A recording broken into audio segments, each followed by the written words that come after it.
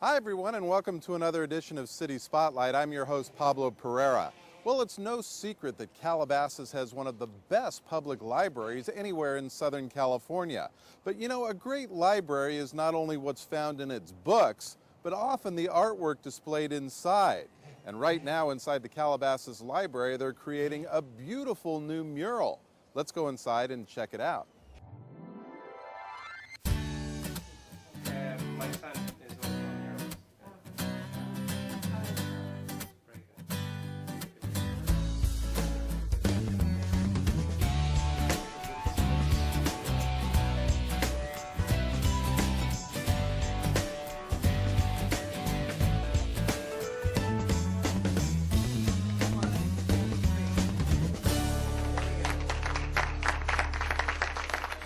Can you say your name for me first? Well, my name is Ricardo Alvarez, and I was always trying to get into movies.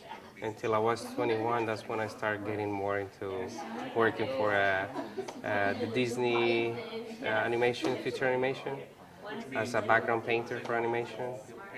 And I got a lot of training here, and mainly for movies. All right, we're here with the man of the hour. He's the artist Ricardo Alvarez, and we are in the children's reading room here inside the library. And before we begin, you wanted to show me, because we were talking a little bit in advance, of how hard it is to paint a mural on a ceiling. And we're going to do a little demonstration here, right? Because Yeah. you say it's pretty difficult, right? Well, it's difficult, and not for me right now because I already got the training. So but- what am I going to try to do here? Well, you need to actually, I have a little brush that you can try. Let me just put some paint. And the idea is that you need to hold it and try to make a straight line or even your name. My name? Yeah. Let's try the straight line first. Okay, that's not very straight. Uh-huh. Let's try my Yeah. name. Okay. If you can feel now that the gravity is pushing your hand down. Yeah, it's already getting. And also your mind is start getting really focused and you get really tired. I mean, how long have you been painting? Since I was 2 years old, I've been painting. Yeah, I've been painting on the walls, on books, on different things. You know, whatever I was having in my hands, I was just making drawings. Even at the school, I was not be able to focus very much on the school because I was always painting, doing drawings. All right, we're here with Ellen Pangarliotis. She is on the Library Commission here in the city of Calabasas. And talk to me a little bit about how this all evolved. Well, I don't know whether you want to go back to the beginning when the Seminole City Council decided that we needed art in public places. I'm gonna entertain a motion at this time regarding direction to the Library Commission. Can we move on this concept? Direction to the Library Commission. I'll second that motion. All those in favor? Aye. 5-0. Move on to item 5, which is a recommendation from the Library Commission to approve the selection of artist Ricky Alvarez. Well, the committee was unanimous, and to the extent that the people who entered comment cards gave their statements as to which artists they would like to see. And you had, I believe, 11 Yes, submissions we did. initially. Yes. And then what happened? Well, the 11 submissions included people from as far away as Long Beach, which of course is not that far away. We had recommendations from LACMA. We had people who were local who heard about it and wanted to participate. And we had a committee here which included Jill Nevins, one of our children's librarians, and I'm sure you'll speak with her later. And it included the members of the Art and Public Places Committee, who are Lorene Morick, Karen Foley, and Martha Fritz, and another library commissioner, Bob Hill, and myself. All right, we're with Jill Nevins, the Children's Library Specialist. You have to be pretty excited about what's going on in this room here. I am thrilled. This has been something that I've kind of visualized since I first saw the building and first saw the space, so I'm very excited. And as we look up at it, the room is called the... Children's reading room, and I do weekly story times in there. So it'll be really wonderful to have the addition of this beautiful mural for kids to really kind of feel more engaged in what they're reading and the world of imagination. When does the work begin and when will it end? First of all, it depends on how the council votes. And at that point, we can go to contract with the artist. And then it's a matter of when the artist would have time to do it.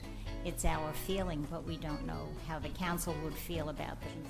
Well, you probably know I'm very excited about this. I think it's just a fantastic project.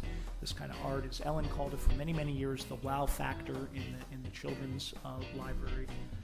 And this particular mural of exploration is frankly beyond my expectations for the kind of thing that we would have in our library for the kids to see. And the idea is so creative to have the undersea, the land and space, and Looks great, and at this time I'd ask for a motion.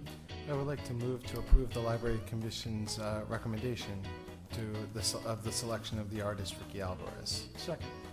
All those in favor? Aye. 5-0. Thank you.